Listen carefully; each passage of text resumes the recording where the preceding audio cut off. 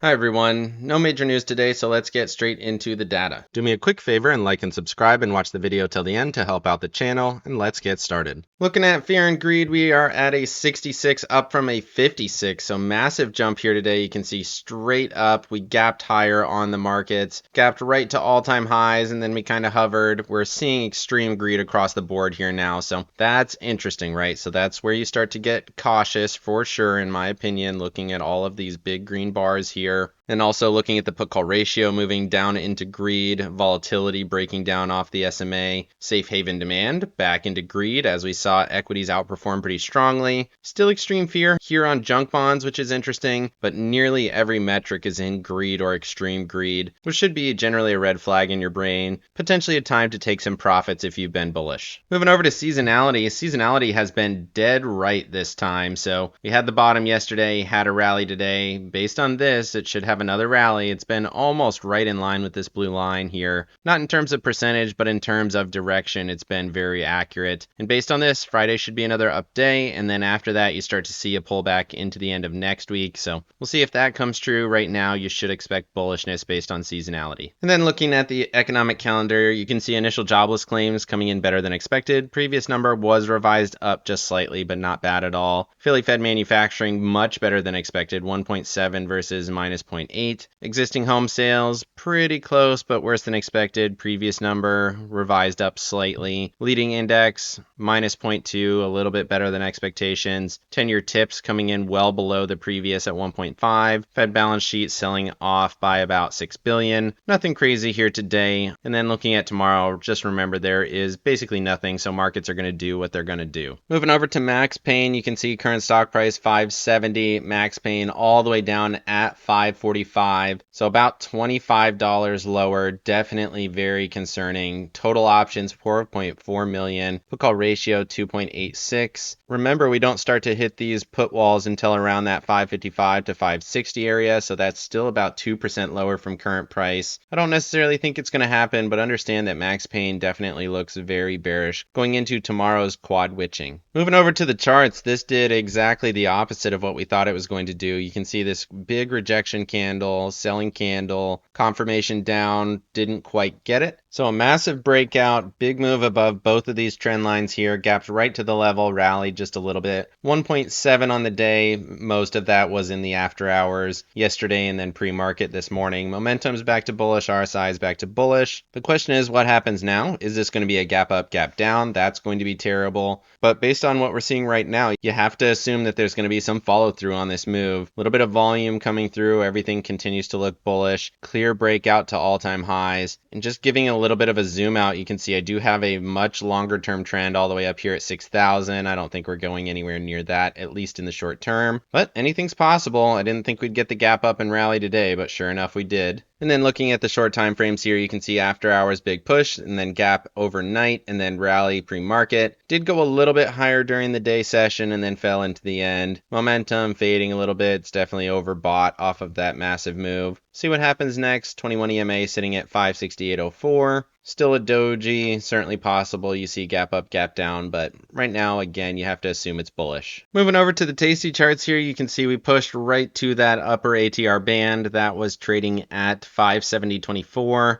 Through a couple of wicks here, so upper ATR band continues to be a point of resistance. That's at 571.83 right now on the 4-hour chart, which really only gives you about $1.50 of potential up move. Of course, that'll move as we get new candles, but right now we're basically at it. Again, not a ton of upside potential there. And then you can see your ATR trailing stop did move up with today's move. That is now at 560.75. And you can see we didn't end up testing it. That's what I was looking for after yesterday's move. Didn't get that touch, did get the continuation higher. So this bull trend seems to be still intact, and you can see those ATR bands still grinding to the upside. And then moving over to the NASDAQ, similar thesis, gapped right through the trend line here. Continues this rally right to the highs from the end of August timeframe. That's at 19,900, which gives you about another 60 points of up move on the NASDAQ index, momentum back to bullish, RSI back to bullish. Everything continues to look pretty decent. If this pushes to that next trend, that would give you about 4% potential to that next resistance. Right now, this is obviously a bullish move, and we should expect a little bit of bullish continuation. And then looking at those shorter time frames here, you can see gap up, same as the SPY, rally pre-market, broke the 481 level, rallied all the way up to 486 at one point, and then pulled back down to 482, pulled back to just below 483, and now your support is that 481.94 level. Momentum fading, RSI fading. Obviously, this is a big move. It's a little bit extended. 21 EMA would be down at 479.64.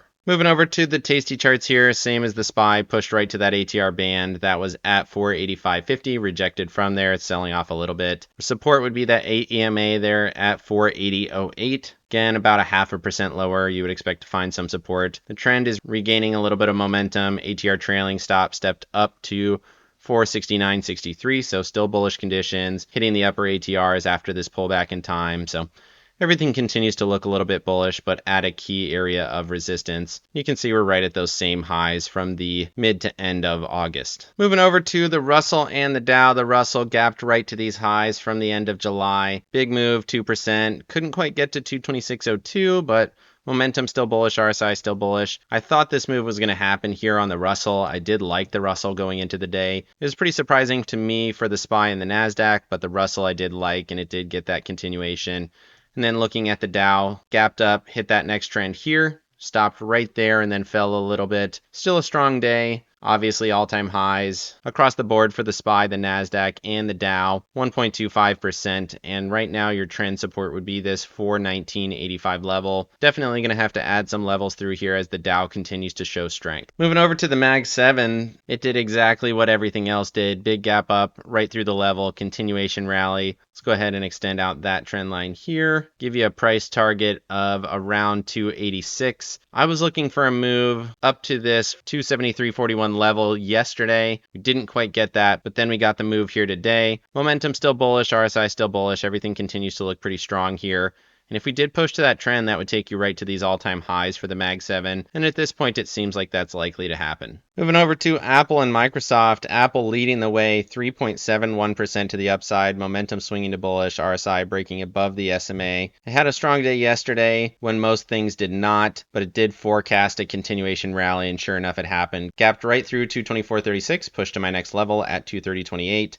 Came up just a little bit short of it, but you would expect a test of that at least tomorrow. And then if it pushes through there, you're headed back to all-time highs at 237 in my opinion. And then looking at Microsoft, gapped right back to that level at 440.72, rejected from there. So that's a key area of resistance. We still have not filled this gap going back to 23 July, but this is still a strong base. But at this point, it is key resistance, and you need to see that breakout to push to that 453 area. Otherwise, this is resistance, and you might be looking for a little bit of a pullback. Moving over to Tesla and NVIDIA. Tesla did exactly what we thought it was going to do. Finally got the push through that 232.57 level. Once it did, it had a lot of run in it, 7.36%, momentum bullish, RSI bullish. We're still looking for this gap fill back to the 23rd. The close of that candle was 246.38, so that's about $3 higher or 1.5% higher or so. Momentum still bullish, volume ramping. I still think we're going to push to that 255.44 level. And then looking at NVIDIA, this did not look nearly as strong as some of the others here. It did have a good day, around 4%, but it gapped right to that highly traded zone and the trend line here, right around that 118 area. Momentum still bullish, RSI still bullish, but you need to see it get above this trend line. If it does, you can look for 124.69. If it rejects from here, you should look for a push back to 106.64. Moving over to Amazon and Alphabet here. Amazon gapped up and dojied like most things, 1.85%. Momentum bullish, RSI bullish. This is still a zone of resistance for me. We're right at the highs from the 1st of August, but we did get through my level 188.61. Now we're still looking for that gap fill back to the 16th of July. The close price of that candle was 193.02, so that's about $4 more.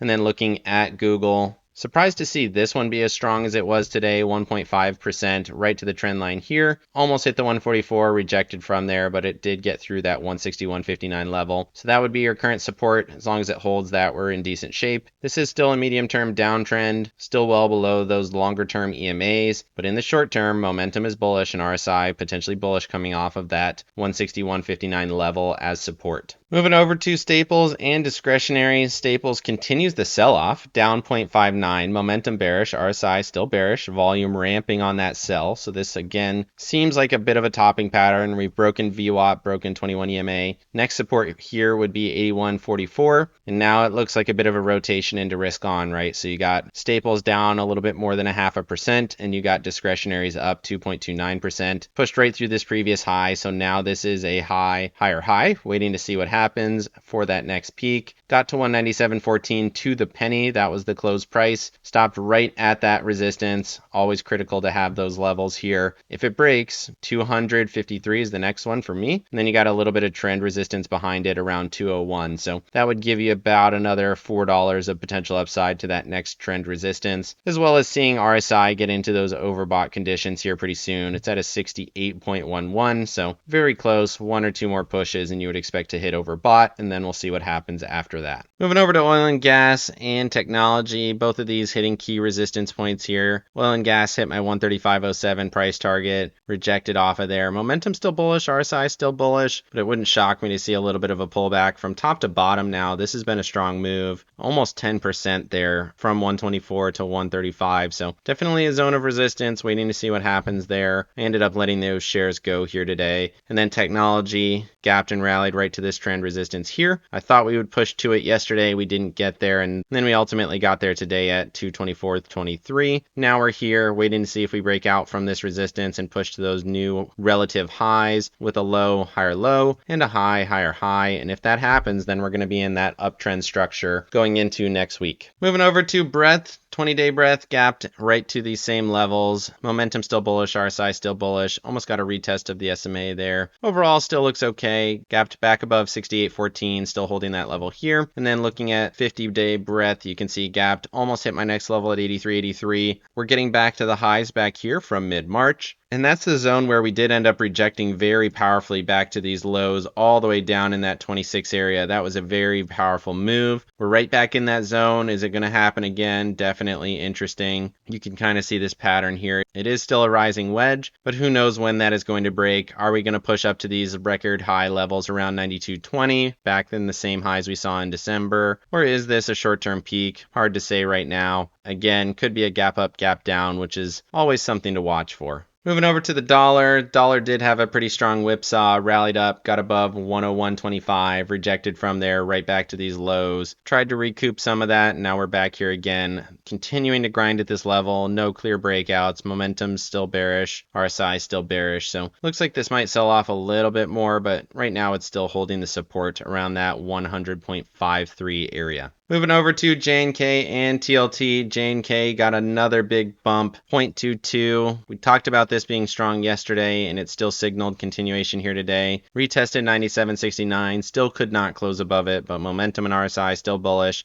Continues to look strong here. Still a risk on market in my opinion. And then TLT continues to pull back right to the trend. Momentum bearish, RSI bearish. We'll see if this zone finds some support in here around 98.82. If it doesn't, we're probably headed back down to this trend here, which would give you some support around the 97.43 area. Moving over to the VIX. The VIX did sell off here after touching that 1850 area, selling off more. Broke this trend here, probably headed back down to the 14.7 area. We're right at this low, so technically it could be a double bottom, but really looks like selling. We're at the low, momentum bearish, probably going to go a little bit lower, so should get some more continuation in tomorrow's session. Moving over to my accounts, I made a little bit of money, about $800. Did okay on the day. For the Russell, still holding the same position, 219 for $5 $5 credit, so 224 is max profit, and that's basically right where we're at now. So if this continues to rally, I might have to make some adjustments, but I feel okay going into tomorrow's session. Q's rolled this out to 4 days from now to 475 for $8 credit. Had to pay some money to do that. You hate to see it, but when you get those big overnight gaps, you really can't do too much about it. Max profit on that is 483, and we're basically right there already, a little bit over that. After hours, seeing a little bit of selling, but we'll see how it plays. It's only 4 days, and that includes the weekend, so you can always make adjustments. And I'm a little bit nervous about a gap up, gap down potential. And then looking at this XOP, continuing to hold these, letting this one go probably tomorrow. We'll see if it continues to sell in tomorrow's session. Again, we're in an area of resistance, and if it continues to reject from there, I'll probably let it go and then look to establish a new position once we find a new base. But right now we've hit the rally that I looked for, we hit the price target, and now it's acting as some resistance. Let me know down in the comment section what you thought of today's markets. Are we going to get a powerful continuation? Is this a gap up, gap down fake out? Or what are you looking for in tomorrow's price action? Definitely like and subscribe if you got any value out of this video, and make sure you hit the bell so you don't miss out on any future episodes. Of course, none of this is financial advice. This is all for entertainment purposes. Good luck in your trading and have a great day.